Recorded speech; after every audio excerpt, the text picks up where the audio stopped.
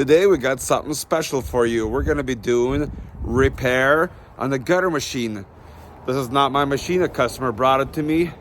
They're saying their buttons don't work. They're actually missing.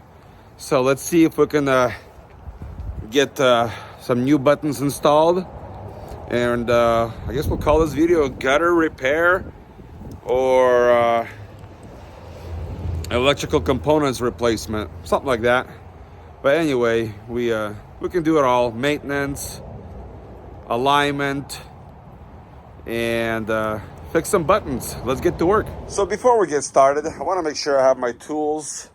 I'm probably gonna need some Allen wrenches and a set of screwdrivers of all sorts. But first of all, we're gonna plug it in. This is the way the customer brought it. We're gonna see if it at least works. So, okay, it goes forward, so that's good. Now we are unable to turn it backwards because it's completely gone. We only have one button, so we're gonna have to, that one still kind of works. We're just gonna replace the top one for now, and then we'll make a temporary fix here. First thing we're gonna do is we're gonna take this apart, and maybe this, because I wanna get to that box right there. Now I gotta say, this is a KWM machine, and the new tech machine is pretty much identical. I can show you how the buttons looks on the new machine. So this is a machine that has the buttons in place.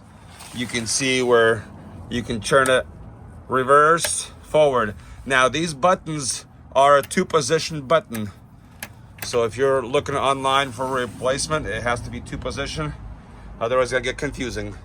Okay, so we're gonna start by taking this cover off using the flathead screwdriver, just twisting these bolts just a little bit. We're also gonna disconnect the machine because we don't want it to be powered. And I believe this is a 6K machine. Let's take a look. So this is it a combo? Looks like it's a combo machine actually. Let's take the front cover off right here.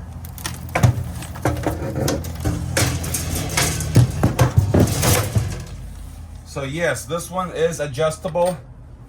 You can see right in here that these rollers do move here. You can adjust that.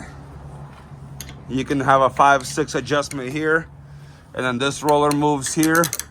This one moves in there. This whole thing drops down by doing the 2 screws here and here. And then obviously there's a pin right here. You pull those to drop the rollers. So yeah, this is a 5/6 combo. Let's keep going. We're gonna remove these bolts right here and see if we can pop this unit out. So we're gonna be using the drill with a 5/16 bit. We're actually gonna take this apart as well because we want extra space to work. We're gonna leave the bolts here. We're gonna take that off right there. And we're also gonna remove these bolts here. Looks like they're just self-tappers, so pretty easy. We're gonna be nice and gentle here. We wanna release this apparatus here. And I believe there's 2 more right here. These machines are pretty well built. What happened was they were putting scrap metal right in here. Bunch of scrap metal, and they bumped into the buttons. No problem, we're gonna fix that up. So now this is loose right there, but this is giving us a little bit of a restriction, so that's why we took that plate off. Now we can move this whole thing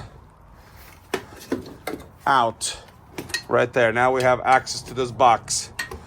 Let's open this box by opening this right here. So this is a 4mm Allen wrench right in here. We're gonna try to unscrew it. So 4mm.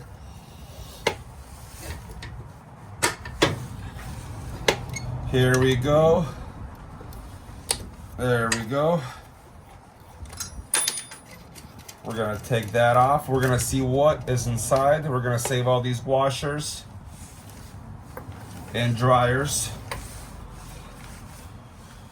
We'll make some space here. One more bolt. There we go. Break that loose.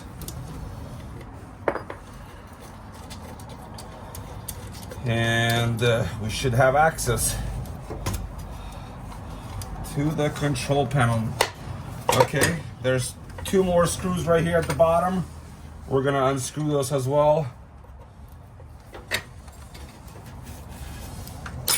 Now I'm taking out a lot of stuff because I just want to make sure I have easy access to everything. So 4 millimeter here, and we're almost in there. We're gonna open that up. We're gonna save all the screws so we can reinstall it. I suppose you can have a power drill as well, but we're just gonna use hand tools. So there you go.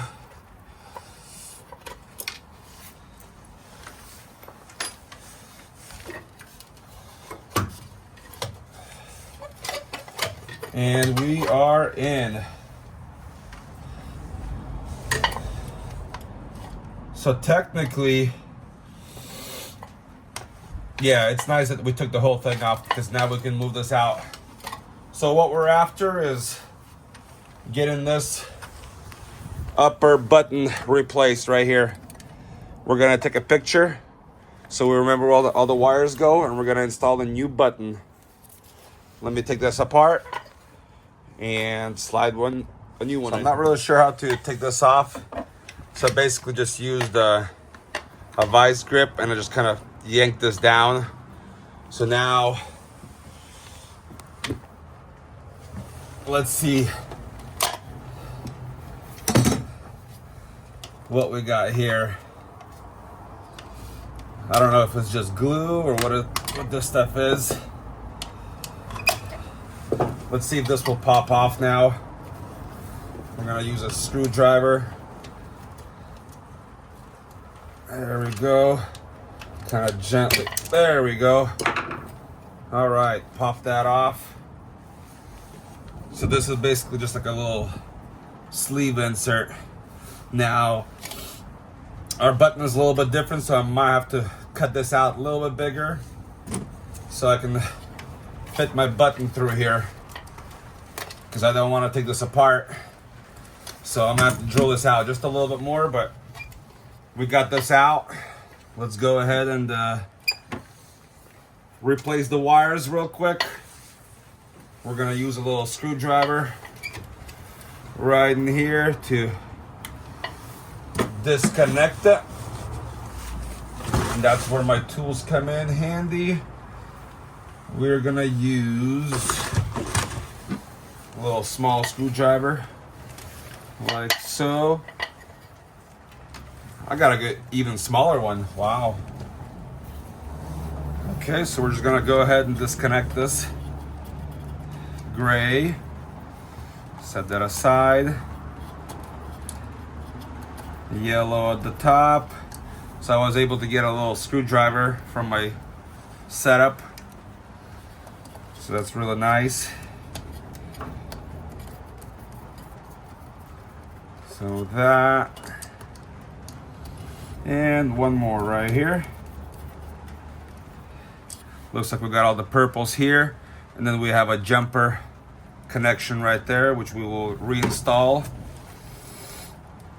We will reinstall it right here at the bottom. Should fit right in. Yep, and it fits just fine. So just like that, right there. So now I just gotta drill a little bigger hole and pop that through there. Let me see what kind of tools I need. Okay, got everything rehooked.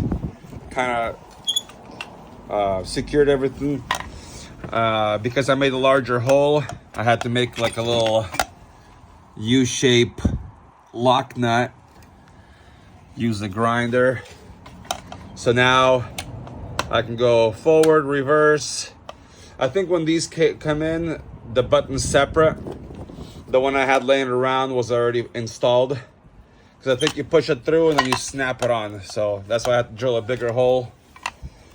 Then I just kind of used my little grinder thing here. And yeah, let's bolt it back. Okay, so I'm just gonna re-screw everything back together. You can see right here, it should be functional. But yeah, if you order new parts, this should be a lot easier. I'm just working with what I have. And we're gonna re-secure this. So I'd say if you have time, this took me about an hour and a half, because this thing took the most time. Trying to figure out how to secure this button. But it should work. We're gonna run the machine right now. As a matter of fact, let's plug it in.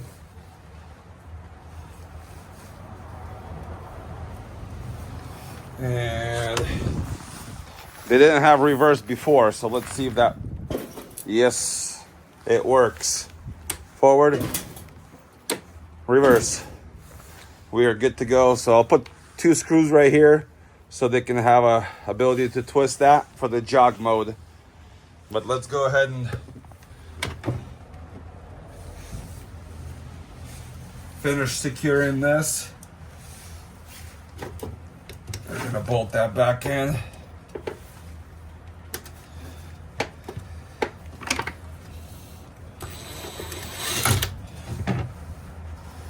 There's just 4 screws holding this.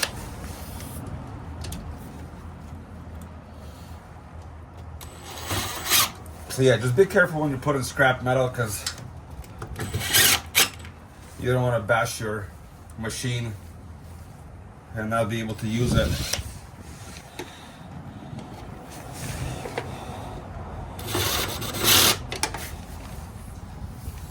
So good thing we were able to fix this.